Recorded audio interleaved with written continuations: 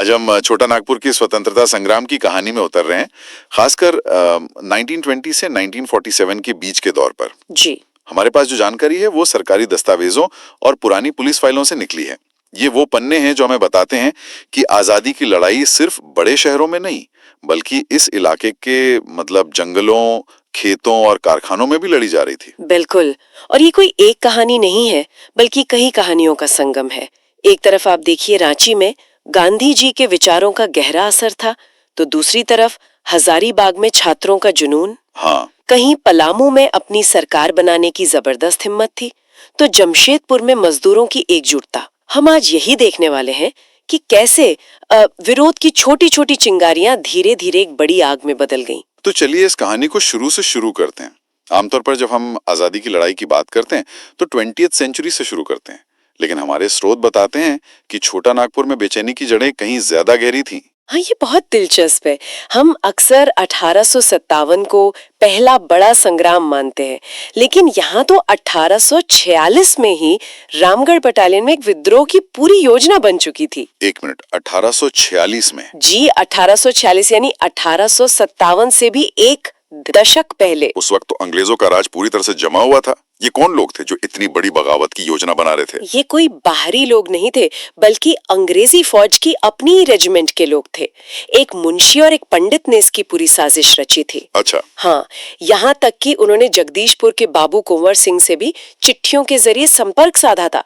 सोचिए कितना संगठित प्रयास था ये। तो फिर हुआ क्या? ये विद्रोह सफल क्यों नहीं हुआ? अंग्रेजों को इसकी भनक लग गई, हमेशा की तरह। हाँ, मुंशी राहत अली और ख्वाजा हसन अली खान जैसे जो मुख्य साजिशकर्ता थे उन्हें गिरफ्तार कर लिया गया।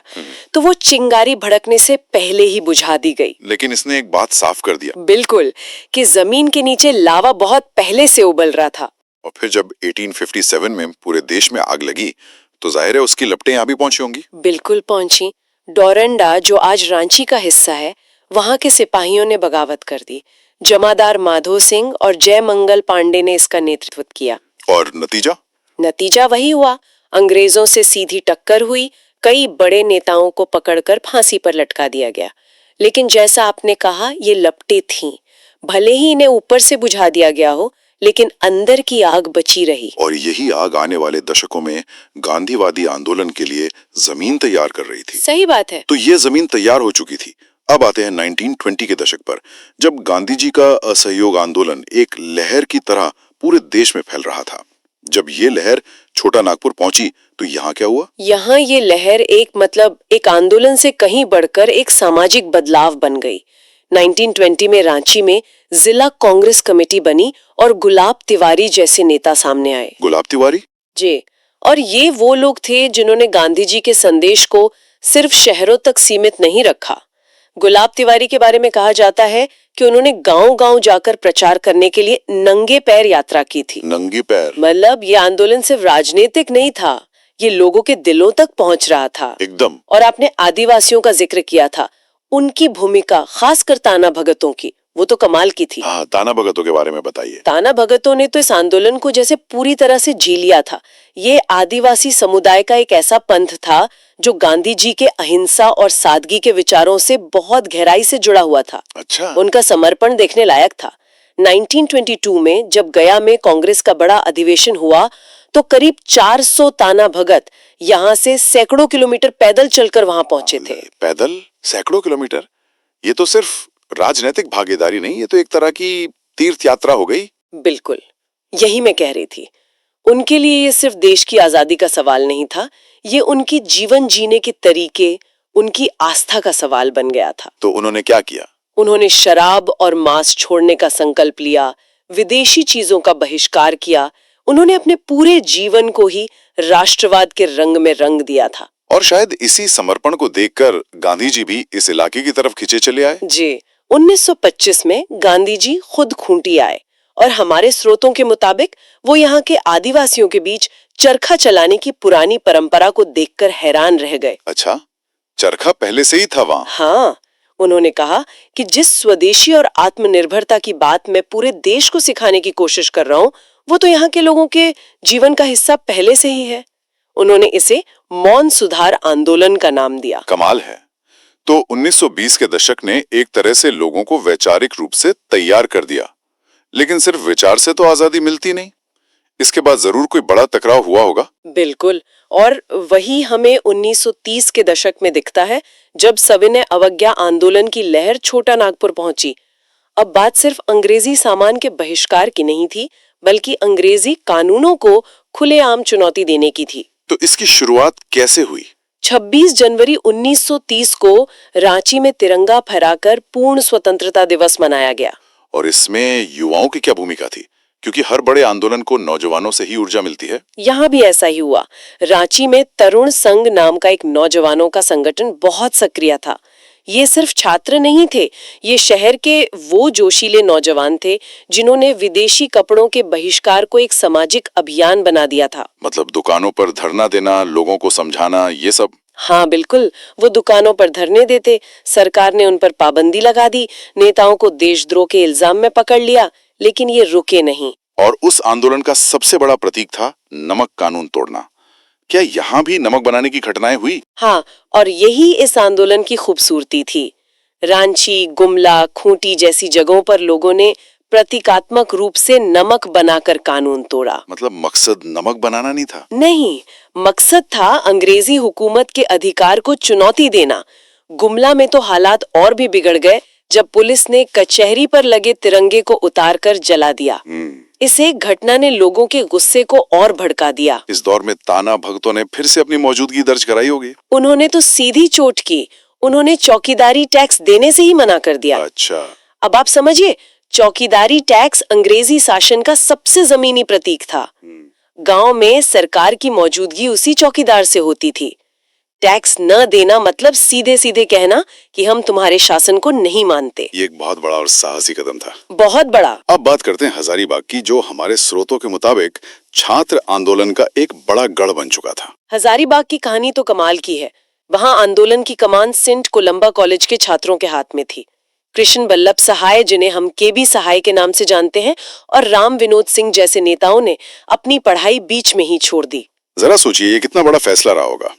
एक तरफ एक सुनहरा करियर, अच्छी नौकरी का वादा, और दूसरी तरफ देश की आजादी की अनिश्चित राह। और इन छात्रों ने दूसरी राह चुनी। बिल्कुल। 6 अप्रैल 1930 को केबी सहाय के नेतृत्व में हजारों लोग हजारीबाग के खजांची तालाब पर इकट्ठा हुए और नमक बनाकर कानून तोड़ा। और इसमें आम लोगों की भागीदारी कैसी थी? बहुत ज्यादा। और दिलचस्प बात यह है कि इसमें बड़ी संख्या में संथाल आदिवासी भी शामिल थे। बंगम मांझी जैसे नेता उभरे, जिन्होंने अपने लोगों से खादी पहनने और गांधी के रास्ते पर चलने को कहा। मतलब ये आंदोलन अब सिर्फ कुछ शहरों या कुछ पढ़े लिखे लोगों तक सीमित नहीं था? नहीं, बिल्कुल नहीं। ये हर तबके में अपनी जड़ें जमा रहा था। और इसी दौर में एक और बहुत अलग तरह का केंद्र उभर रहा था, जमशेदपुर, एक औद्योगिक शहर। वहां राष्ट्रवाद की लहर कैसे पहुंची? जमशेदपुर में राष्ट्रवाद और मजदूर आंदोलन एक साथ चल रहे थे। ये एक बहुत शक्तिशाली मिश्रण था। हाँ, ये तो है। 26 जनवरी 1930 को वहां भी तिरंगा फहराया गया। लेकिन असली उबाल तब आया जब 1931 में भगत सिंह को फांसी दी गई। इसके विरोध में गोलमुरी मैदान में एक इतनी बड़ी सभा हुई कि हजारों मजदूरों और सिखों ने उसी वक्त कांग्रेस के स्वयंसेवक के तौर पर अपना नाम लिखवा दिया। वाह! मतलब राष्ट्रवाद, मजदूरों के हक और सामाजिक चेतना सब एक साथ मिल गए थे। जी। ये तो वाकई एक अनूठा संगम था। लेकिन हमारे स्रोतों में पलामू की एक घटना का जिक्र है जो इन सबसे भी एक कदम आगे जाती है। वहां तो लोगों ने अपनी सरकार ही बना ली थी। हाँ, ये एक असाधारण और बहुत साहसी घटना थी। जून 1932 में भंडारिया नाम की जगह पर आंदोलनकारियों ने अंग्रेजी थाने को नकार दिया और अपना कांग्रेस थाना बना लिया। एक मिनट, मतलब उन्होंने सिर्फ विरोध नहीं किया, उन्होंने अपनी समानांतर सरकार बना ली, एक कांग्रेस दारोगा के साथ। हाँ बिल्कुल, ये तो सीधे सीधे बगावत थी। मनु सिंह और शिवचरण खरवार को बाकायदा कांग्रेस दारोगा नियुक्त किया गया। और अंग्रेज देखते रह गए? कुछ समय के लिए तो हाँ। करीब 4 से 5 हजार लोगों की भीड़ ने सरकारी थाने को घेर लिया। ये सिर्फ एक दिन का विरोध नहीं था, ये ऐलान था कि अब यहाँ तुम्हारा राज नहीं चलेगा, हमारा राज चलेगा। जबरदस्त। बेशक बाद में अंग्रेजों ने बड़ी फौज भेजकर इस विद्रोह को कुचल दिया, लेकिन इस एक घटना ने लोगों के मन से अंग्रेजी राज का डर निकाल दिया था। और इस पूरे संघर्ष में जहां पुरुष नेता जेल जा रहे थे, जुलूस निकाल रहे थे, वहां महिलाओं की क्या भूमिका थी? हमारे स्रोतों में सरस्वती देवी का नाम बार बार आता है। सरस्वती देवी का जिक्र किए बिना ये कहानी अधूरी है। वो हजारीबाग जिला कांग्रेस कमेटी की अध्यक्ष थीं। सोचिए, उस जमाने में जब ज्यादातर महिलाएं पर्दे में रहती थीं, तब एक महिला इतने बड़े पद पर थी। ये अपने आप में एक क्रांति थी। बिल्कुल। उन्होंने सिर्फ भाषण नहीं दिए, बल्कि पर्दा प्रथा को तोड़कर महिलाओं को संगठित किया और उन्हें आंदोलन में सबसे आगे खड़ा किया। अपने जोशीले भाषणों की वजह से वो कई बार जेल भी गईं। मतलब संघर्ष सिर्फ सड़कों पर नहीं बल्कि घरों के अंदर की सोच से भी चल रहा था, और जेल की दीवारों के अंदर भी। हाँ, हजारीबाग सेंट्रल जेल तो जैसे राजनीतिक कैदियों का एक अड्डा ही बन गया था। वहां के एक घटना का जिक्र मिलता है। 1922 में जब एक जेलर ने कुरान का अपमान किया तो जेल के अंदर जबरदस्त विद्रोह हो गया।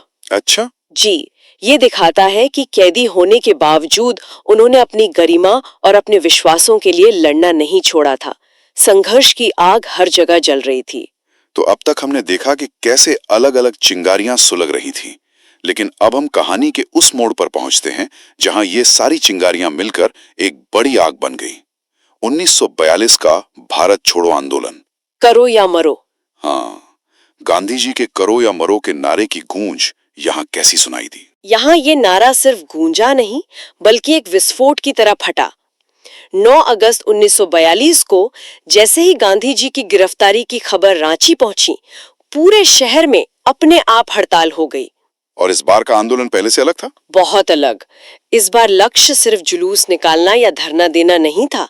लक्ष्य था अंग्रेजी हुकूमत को पूरी तरह से लकवाग्रस्त कर देना। वो कैसे? उनकी संचार व्यवस्था को तोड़कर। सोचिए, अगर टेलीग्राफ की तारें कट जाएं, तो एक जिले से दूसरे जिले तक खबर नहीं जा सकती।